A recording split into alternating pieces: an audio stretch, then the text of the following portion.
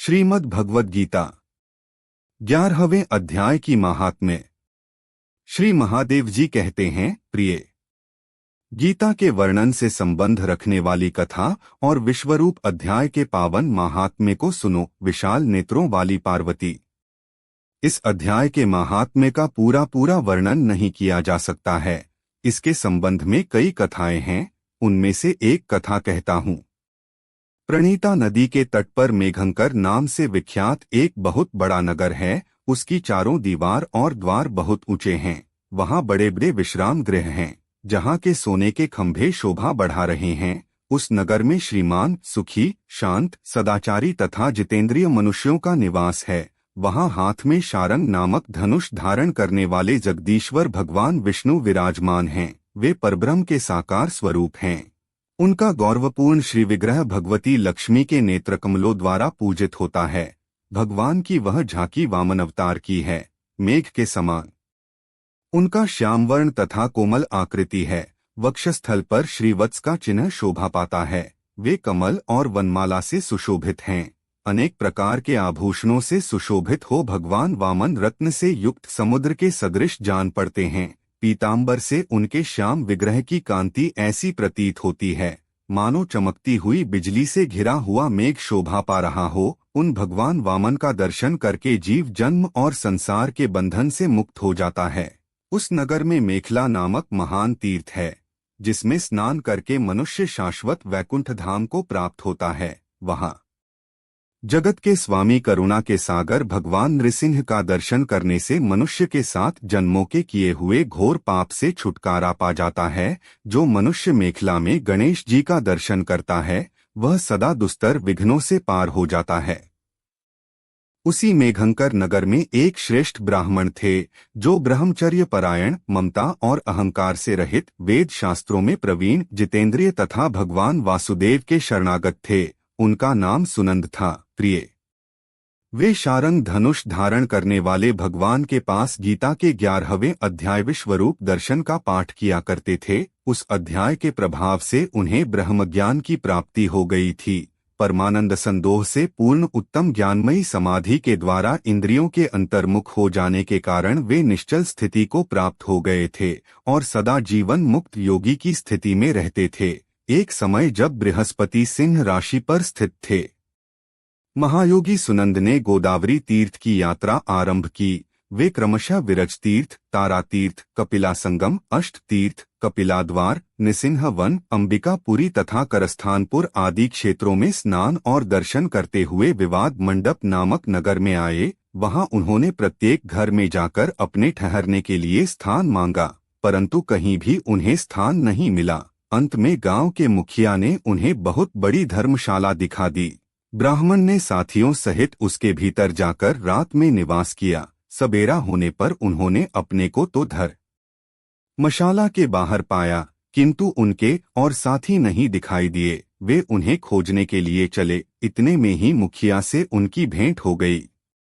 मुखिया ने कहा है, मुनिश्रेष्ठ, तुम सब प्रकार से दीर्घायु जान पड़ते हो। सौभाग्यशाली तथा पुण्यवान पुरुषों में तुम सबसे पवित्र हो। तुम्हारे साथी कहाँ गए? कैसे इस भवन से बाहर हुए? इसका पता लगाओ। मैं तुम्हारे सामने इतना ही कहता हूँ कि तुम्हारे जैसा तपस्वी मुझे दूसरा कोई दिखाई नहीं देता। विप्रवर, तुम्हें किस महामंत्र का ज्ञान है? किस विद्या का आश्रय लेते हो तथा किस देवता की दया से तुम्हें अलौकिक शक्ति प्राप्त हो गई है? ब्राह्मण देव, कृपा करके इस गांव में रहो। मैं तुम्हारी सब प्रकार से सेवा शुश्रूषा करूंगा। यह कहकर मुखिया ने मुनीश्वर सुनंद को अपने गांव में ठहरा लिया। वह दिन रात बड़ी भक्ति से उसकी सेवा करने लगा। जब 7-8 दिन बीत गए, तब एक दिन प्रातःकाल आकर वह बहुत दुखी हो महात्मा के सामने रोने लगा और बोला, हाय, आज रात में राक्षस ने मेरे बेटे को खा लिया है। मेरा पुत्र बड़ा ही गुणवान और भक्तिमान था। सुनंद ने पूछा है, कहाँ है वह राक्षस और किस प्रकार उसने तुम्हारे पुत्र का भक्षण किया है? मुखिया बोला है, ब्राह्मण देव, इस नगर में एक बड़ा भयंकर नरभक्षी राक्षस रहता है।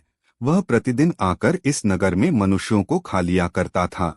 तब एक दिन समस्त नगर वासियों ने मिलकर उससे प्रार्थना की, राक्षस, तुम हम सब लोगों की रक्षा करो, हम तुम्हारे लिए भोजन की व्यवस्था किए देते हैं। यहाँ बाहर के जो पथिक रात में आकर नींद लेंगे उनको खा जाना। इस प्रकार नागरिक मनुष्यों ने गांव के मुझ मुखिया द्वारा इस धर्मशाला में भेजे हुए पथिकों को ही राक्षस का आहार निश्चित किया।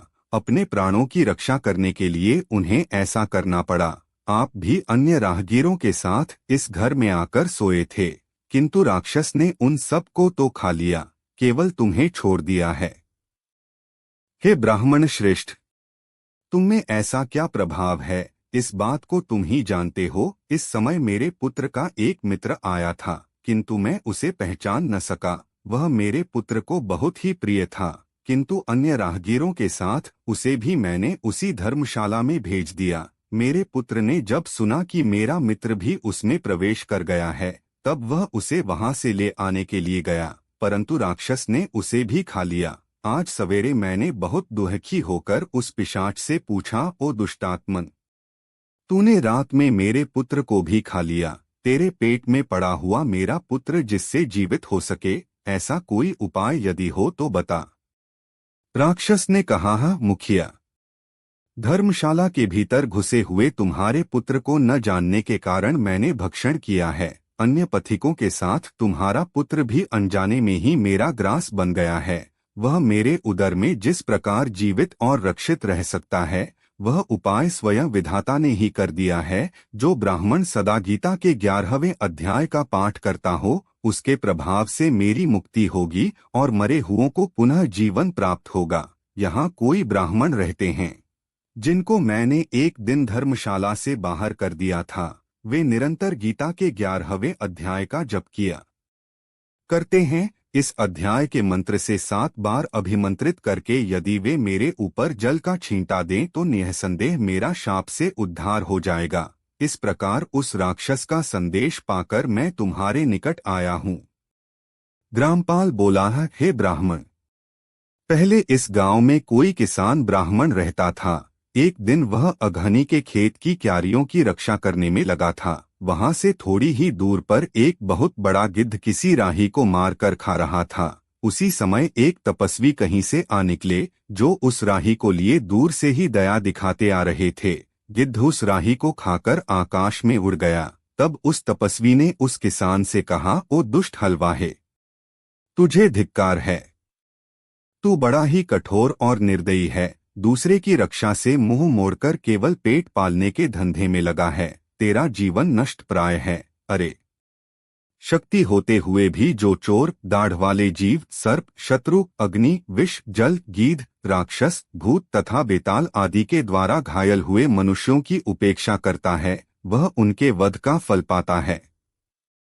जो शक्तिशाली होकर भी चोर आदि के चंगुल में फंसे हुए ब्राह्मण को छुड़ाने की चेष्टा नहीं करता, वह घोर नरक में पड़ता है और पुनः भेड़िए की योनि में जन्म लेता है। जो वन में मारे जाते हुए तथा गिद्ध और व्याघ्र की दृष्टि में पड़े हुए जीव की रक्षा के लिए छोड़ो छोड़ो की पुकार करता है, वह परम गति को प्राप्त होता है। जो मनुष्य गौ की रक्षा के लिए व्याघ्र, भील तथा दुष्ट राजाओं के हाथ से मारे जाते हैं, वे भगवान विष्णु के परम पद को प्राप्त होते हैं, जो योगियों के लिए भी दुर्लभ है। सहस्र अश्वमेध और 100 वाजपेयी यज्ञ मिलकर शरणागत रक्षा की 16वीं कला के बराबर भी नहीं हो सकते। दीन तथा भयभीत जीव की उपेक्षा करने से पुण्यवान पुरुष भी समय आने पर कुंभीपाक नामक नरक में पकाया जाता है।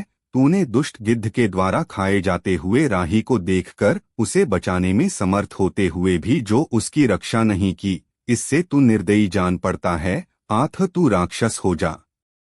हलवाहा बोला, महात्मन, मैं यहाँ उपस्थित अवश्य था, किंतु मेरे नेत्र बहुत देर से खेत की रक्षा में लगे थे। आठ पास होने पर भी गिद्ध के द्वारा मारे जाते हुए इस मनुष्य को मैं नहीं देख सका।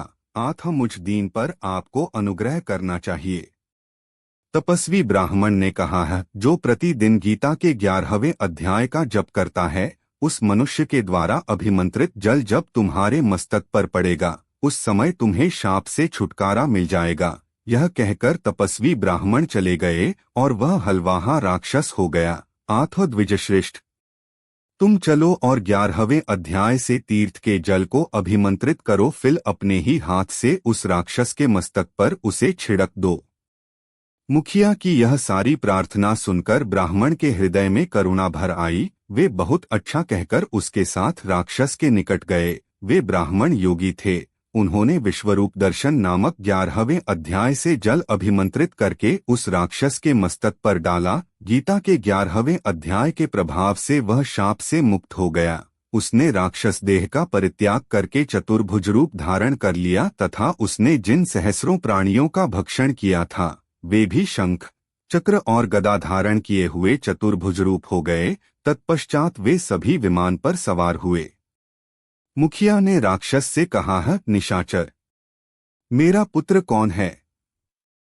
उसे दिखाओ। उसके यूं कहने पर दिव्य बुद्धि वाले राक्षस ने कहा, ये जो तमाल के समान श्याम, चार भुजाधारी, माणिक के मुकुट से सुशोभित तथा दिव्य मणियों के बने हुए कुंडलों से अलंकृत हैं, हार पहनने के कारण जिनके कंधे मनोहर प्रतीत होते हैं, जो सोने के भुजबंदों से विभूषित, कमल के समान नेत्र वाले, हाथ में कमल लिए हुए हैं और दिव्य विमान पर बैठकर देवत्व के प्राप्त हो चुके हैं, इन्हीं को अपना पुत्र समझो।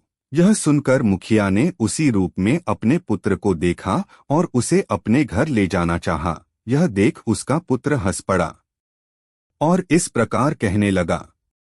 पुत्र बोला, है मुखिया, कई बार तुम भी मेरे पुत्र बन चुके हो। पहले मैं तुम्हारा पुत्र था, किंतु अब देवता हो गया हूँ। इन ब्राह्मण देवता के प्रसाद से वैकुंठ धाम को जाऊंगा। देखो, यह निशाचर भी चतुर्भुज रूप को प्राप्त हो गया। 11वें अध्याय के महात्म्य से यह सब लोगों के साथ श्री विष्णु धाम को जा रहा है। अतः तुम भी इन ब्राह्मण देव से गीता के 11वें अध्याय का अध्ययन करो और निरंतर उसका जप करते रहो। इसमें संदेह नहीं कि तुम्हारी भी ऐसी ही उत्तम गति होगी।